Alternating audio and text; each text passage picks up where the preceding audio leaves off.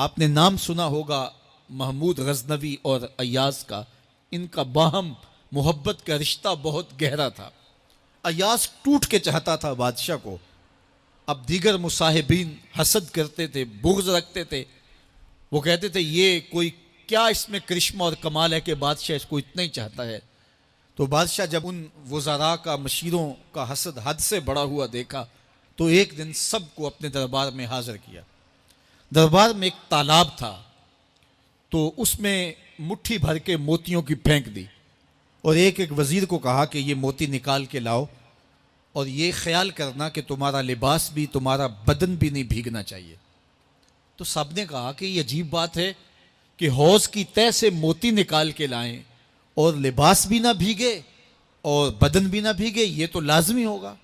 پھر دوسرے وزیر کو کہتا کہ یہ موتی نکال کے لاؤ، تمہارا لباس بھی نہیں بھیگنا چاہیے، تمہارا بدن بھی نہیں بھیگنا چاہیے۔ تو وہ آگے سے حجت کرتا یہ کیسے ہو سکتا ہے کہ بدن بھی اور لباس بھی نہ بھیگے اور موتی بھی نکال لاؤں؟ تیسرے کو، چوتھے کو، پانچویں کو، ہر ایک آگے سے حجت کرے، یہ کیسے ہو سکتا ہے؟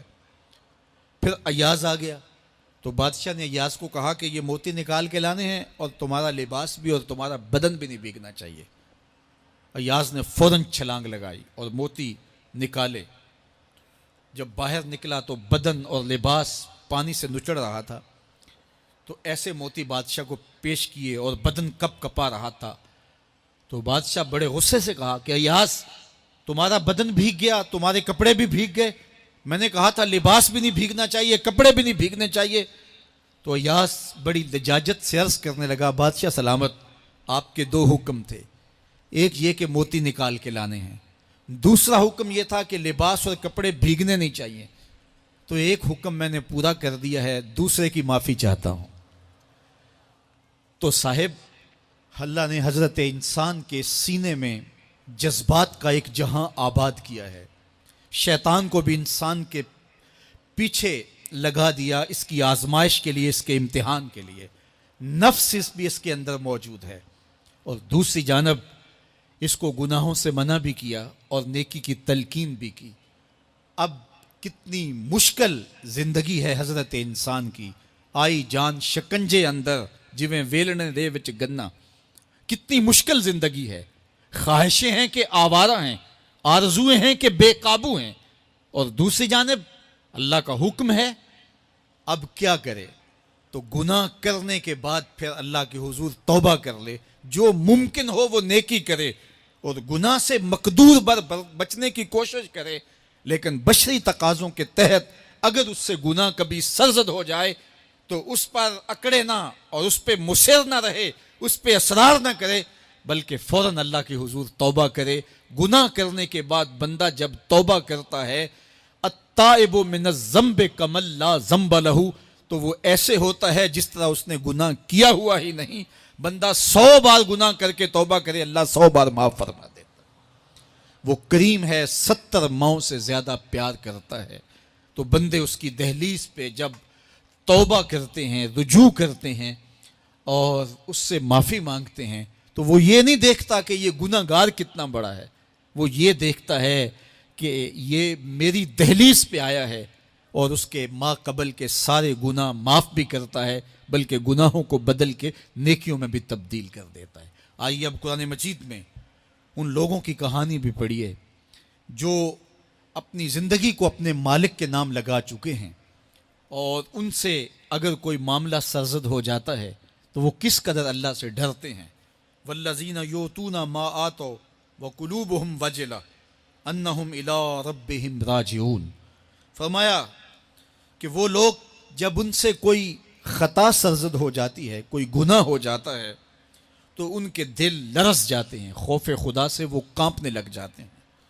انہم الی ربہم راجعون، تو وہ اپنے رب کی طرف رجوع کرنے والے ہوتے ہیں۔ اگر ان سے کبھی کوئی گناہ سرزد ہو جائے، ان سے کوئی غلطی سرزد ہو جائے، تو پھر اس پہ ضد نہیں کرتے، اس پر مصر نہیں ہو جاتے، اس پر حجتیں اور دلیلیں نہیں لاتے، بلکہ وہ کیا کرتے ہیں، فوراً اللہ کے حضور رجوع کرتے ہیں اور معافی مانگتے ہیں۔ اور اللہ کو یہ بہت پسند ہے کہ کوئی مجھ سے معافی مانگے، اور اللہ انہیں معاف کر دیتا ہے۔ اللہ اکبر۔ حضرت عبداللہ ابن مسعود رضی اللہ تعالیٰ عنہ فرماتے ہیں کہ مومن کی یہ شان ہے کہ جب وہ گناہ کر بیٹھے تو وہ یوں محسوس کرتا ہے جس طرح پہاڑ تلے آ گیا ہے. یہ اس کی کیفیت ہے کہ گناہ کرنے کے بعد، نافرمانی کرنے کے بعد اس کا دل لرز اٹھتا ہے. وَقُلُوبُهُمْ وَجِلَةٌ، ان کے دل خوف خدا سے لرزنے لگ جاتے ہیں کہ ہم سے یہ گناہ کیوں سرزد ہو گیا، یہ تو اللہ کی ناراضگی کا سبب ہے. تو حضرت عبداللہ ابن مسعود فرماتے ہیں یوں محسوس کرتے ہیں جس طرح پہاڑ تلے آ گیا ہے اور پہاڑ ابھی گر جائے گا اور انہیں کچل دے گا. تو وہ جلدی جلدی تلافی کرتے ہیں، توبہ کرتے ہیں، رجوع اللہ کرتے ہیں تاکہ ہمارا گناہ معاف ہو جائے. اور منافق کی مثال بھی بیان کی گئی.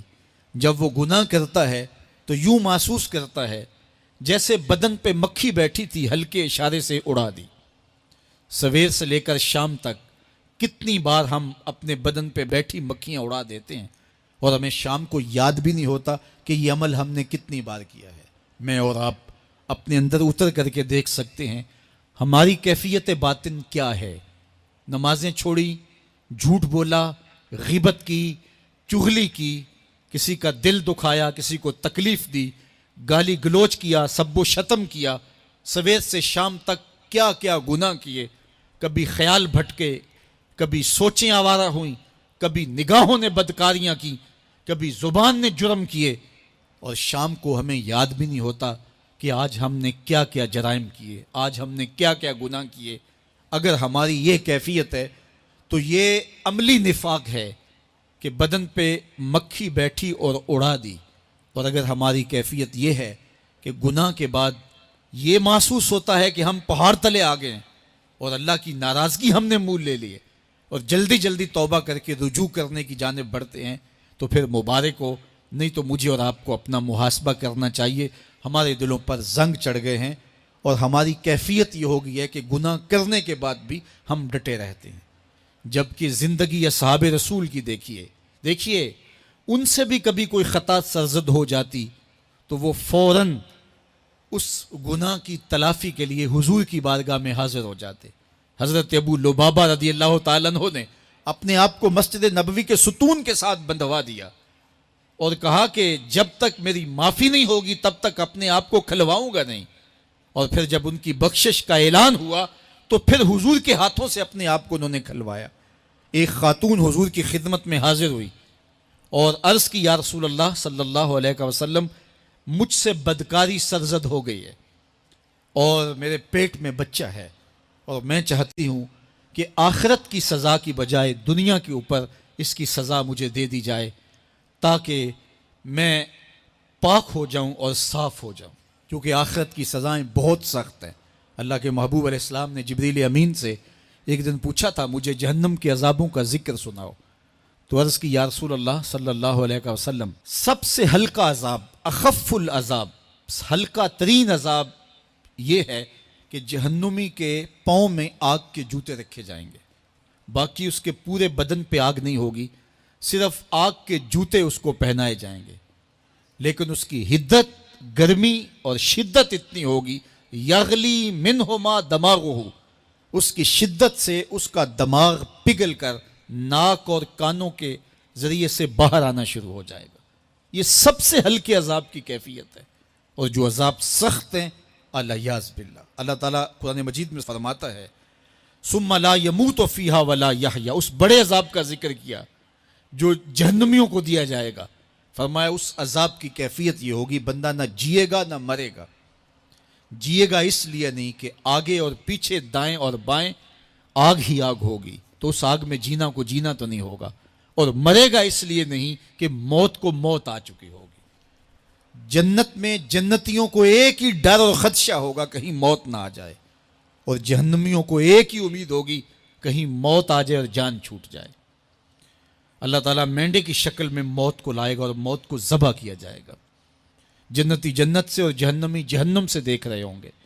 جب موت کو ذبح کر دیا جائے گا اب موت نہیں ہے تو جنتی اتنے خوش ہو جائیں گے کہ اگر موت کو موت نہ آئی ہوتی تو یہ خوشی سے مر جاتے، اور جہنمی اتنے مایوس، دکھی اور پریشان ہوں گے کہ اگر موت کو موت نہ آئی ہوتی تو یہ صدمے سے مر جاتے. تو وہ کتنا سخت عذاب ہوگا الیاذ باللہ کے ہلکے ترین عذاب کی کیفیت یہ ہے کہ پاؤں میں آگ کا جوتا اور دماغ پگھل کے ناک اور کانوں کے راستے سے باہر آ جائے۔ تو اس نے عرض کی یا رسول اللہ صلی اللہ علیہ وسلم میرے اوپر حد جاری کر دیجئے، اور اس نے کہا کہ میرے پیٹ میں جو ہے وہ بچہ ہے۔ اللہ کے محبوب علیہ السلام نے فرمایا جاؤ جب بچہ پیدا ہو تو پھر آنا۔ وہ چلی گئی، تو جب بچہ پیدا ہوا تو گود میں اٹھائے پھر حضور کی خدمت میں حاضر ہوئی اور عرض کی یا رسول اللہ یہ ہے بچہ جو میں نے گناہ کیا تھا، بدکاری کی تھی، آج یہ اس کی نشانی ہے۔ تو اللہ کے محبوب علیہ السلام نے فرمایا کہ اسے لے جاؤ اور اسے دودھ پلاؤ، اور جب یہ کچھ کھانے پینے لگ جائے گا تو پھر آنا۔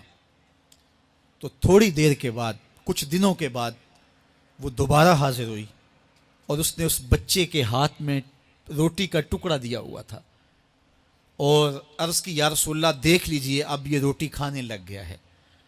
اللہ اکبر۔ تو اللہ کے محبوب نے فرمایا انہیں لے جاؤ اور جا کے انہیں سنگسار کر دو۔ اس کی یہ حد بنتی تھی، اس کو سنگسار کیا اور اس نے خود یہ سزا اپنے لیے قبول کی۔ مائز ابن مالک اسلمی عرض کی یا رسول اللہ طہرنی، مجھے پاک کر دیجئے۔ میرے حضور نے فرمایا جاؤ اللہ سے معافی مانگو۔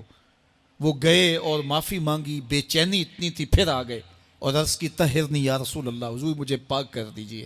فرمایا جاؤ اللہ سے معافی مانگو۔ وہ گئے، معافی مانگی، پھر پلٹ آئے، تیسری مرتبہ، چوتھی مرتبہ۔ آقا کریم نے فرمایا فیما اطہرک، تمہیں کہا اللہ سے معافی مانگو، کریم ہے معاف کر دے گا، تم پھر پلٹ آتے ہو، تمہیں کس جرم سے پاک کروں؟ قال من الزنا، عرض کی مجھ سے بدکاری ہو گئی ہے اور میں چاہتا ہوں کہ دنیا پر فارغ ہو جاؤں۔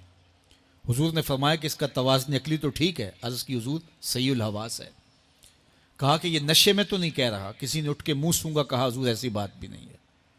فرمایا تم سوچ لو کیا کہہ رہے ہو؟ کہا حضور جو میں کہہ رہا ہوں وہ سچ کہہ رہا ہوں، مجھ سے گناہ سرزد ہو گیا اور میں چاہتا ہوں کہ دنیا پر ہی فارغ ہو جاؤں۔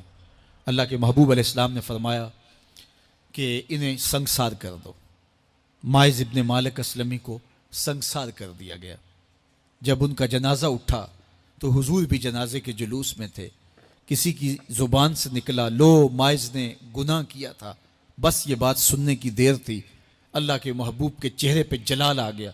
فرمایا خبردار اگر کسی نے میرے مائز پہ بات کی، میرے مائز نے ایسی سچی توبہ کی ہے اگر روئے زمین کے تمام مسلمانوں میں بانٹ دی جائے لکفاہم، سب کی مغفرت ہو جائے، کہ انہوں نے اپنے آپ کو خود پیش کیا ہے۔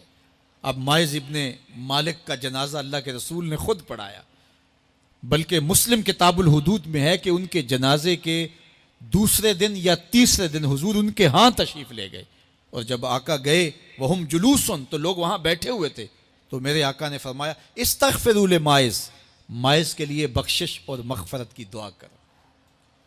تو یہ بات ذہن نشین کیجئے کہ یہ وہ لوگ تھے کہ جن سے کبھی کوئی گناہ سرزد ہو جاتا تو وہ جلد توبہ کرتے، اور اس کی بڑی سے بڑی حد اور سزا بھی ہوتی تو وہ بھی کاٹنے کے لیے تیار ہو جاتے۔ میں اور آپ دیکھیں کہ ہماری زندگی میں اگر گناہ ہیں اور ہمیں سچی توبہ کی توفیق بھی نصیب نہیں ہے تو پھر ہم سوچ لیں کہ ہم کہاں کھڑے ہیں۔ دیکھیے اللہ دلوں کے بھید جانتا ہے۔ سچی توبہ یہ ہے کہ جو کیے پر ندامت ہو اور آئندہ نہ کرنے کا عزم مصمم ہو، پکا ارادہ ہو کہ یہ گناہ زندگی میں دوبارہ نہیں کروں گا۔ الگ بات ہے کہ پھر دوبارہ اس سے سرزد ہو جائے، لیکن جب وہ توبہ کر رہا ہو تو اس وقت اس کا پختہ عزم ہو اور اس کے دل کے کسی گوشے میں نہ ہو کہ چلو میں توبہ کر لیتا ہوں اور پھر ہو گیا تو پھر کر لوں گا۔ پکا عزم ہو کہ دوبارہ یہ گناہ نہیں کروں گا۔ اور اگر زبان سے توبہ توبہ کر رہا ہو اور دل میں ہو کہ ٹھیک ہے یہ تو صبح بھی مجھ سے عمل بد سرزد ہونا ہے، تو اللہ تعالیٰ سے یہ مذاق کرنے والی بات ہے، اور اللہ تعالیٰ سے جو مذاق کرتا ہے وہ کہاں کھڑا ہے وہ خود سوچ لے۔ وہ کیا کسی نے کہا تھا کہ توبہ کی پھر توبہ کی، پھر توبہ کر کے توڑ دی، میری اس توبہ پہ توبہ توبہ توبہ کر اٹھی۔ تو ایسی توبہ نہیں ہے کہ جو رسماً کسی مجلس میں چلے گئے، کسی اجتماع میں چلے گئے تو سب لوگوں نے توبہ توبہ کی تو وہ بھی توبہ توبہ کرتا رہا، لیکن اس کا عزم مصمم پختہ ارادہ نہیں تھا گناہوں کو چھوڑنے کا، تو یہ توبہ نہیں، یہ مذاق ہے۔ اس لیے اللہ کے حضور سچی توبہ یہ ہے کہ ما قبل کے گناہوں سے ندامت پیدا ہو جائے اور سچے دل سے ارادہ کیا جائے، پختہ عزم کیا جائے کہ دوبارہ میں یہ گناہ نہیں کروں گا۔ یہ الگ بات ہے کچھ عرصے بعد اس سے پھر سرزد ہو جائے، پھر وہ گناہ ہو جائے، تو پھر وہ پکی توبہ کرے تو 100 بار بھی گناہ کرے گا، 100 بار بھی توبہ کرے گا، اللہ 100 بار قبول کرے گا۔ لیکن اندت توبہ اس کا عزم مصمم ہونا چاہیے، اس کا عزم پختہ ہونا چاہیے۔ محض لفظوں سے توبہ توبہ پکارنا اور دل توبہ نہ کر رہا ہو اور دل عزم مصمم نہ رکھتا ہو تو یہ توبہ نہیں ہے۔ اس لیے سچی توبہ اللہ کے حضور اپنے گناہوں کی پیش کرنی، یہ اہل ایمان کا طریقہ ہے۔